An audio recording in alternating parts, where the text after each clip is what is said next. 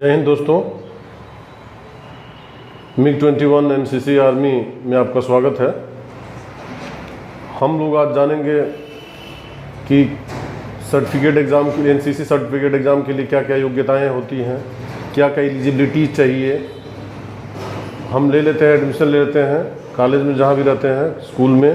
ए certificates के लिए junior wing, junior division, B certificate senior wing, senior division, C certificate के लिए senior wing, senior division के रूप में एडमिशन ले लेते हैं। फिर भी जब एग्जामिनेशन हम बैठते हैं सर्टिफिकेट्स के लिए तो क्या क्या एलिजिबिलिटी चाहिए, क्या क्या योग्यताएं हैं, हम लोग यही देखेंगे। तो आइए देखते हैं। यहाँ पर जो दी गई है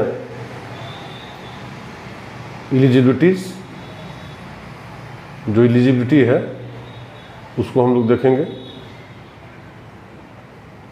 eligibility for certificate examination, A certificates के लिए पहले देखेंगे हम लोग। A certificate, for A certificate examination first, जो फर्स्ट है उसके लिए क्या जरूरी है? Must have attended minimum of 75% of total training parades. जो परेड्स होते हैं स्कूलों में उसमें कम से कम 75% परेड में हिस्सा लिया हो, वही एग्ज़ाम में बैठ पाएगा। Must have attended 1 annual training camp, और कम से कम एक एनुअल ट्रेनिंग कैंप हो किया हो। जो कॉलेज से एनुअल ट्रेनिंग कैंप होते हैं उसमें कम से कम एक ट्रेनिंग कैंप किया हो, वही ए सर्टिफिकेट एग्जामिनेशन दे सकता है। थर्ड पॉइंट देखते हैं। थर्ड पॉइंट में है must be in the second year of training. वो फर्स्ट ईयर में नहीं होना चाहिए। If he has taken admission in 9th class और उसको 9th क्लास में ट्रेनिंग ले चुका हो, दूसरा साल उसका हो, वही सर्टिफिकेट एग्ज़ाम में बैठ सकता है। फोर्थ बिंदु है the break in NCC service should not exceed 18 months. और किसी कारणवश वो जो पिछले साल फेल हो गया था या बीमार पड़ गया था तो उसे 18 महीना से अधिक उसकी ब्रेकअप नहीं होनी चाहिए एनसीसी से। तो ये रहा ए सर्टिफिकेट के लिए। आइए हम लोग देखते हैं कि बी सर्टिफिकेट एग्जामिनेशन के लिए क्या क्या आवश्यक है। The eligibility for certificate examination for B certificate examination, पहला बिंदु जो दिया गया है, must have attended minimum of 75% of total training parades. उसमें भी दिया है कि 75% कम से कम जो ट्रेनिंग होती है स्कूल में, कॉलेज में, उसमें परेड में हिस्सा लिया हो।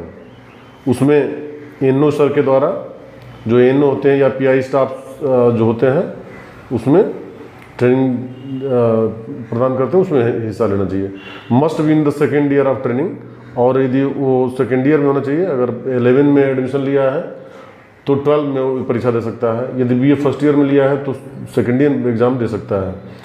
थर्ड पॉइंट देखते हैं, must have attended 1 annual training camp, और जो ट्रेनिंग कैंप एनुअल ट्रेनिंग है वो कम से कम एक ट्रेनिंग कैंप हो अटेंड किया हो। 2 भी हो सकता है, 3 भी हो सकता है, मिनिमम 1 होना चाहिए।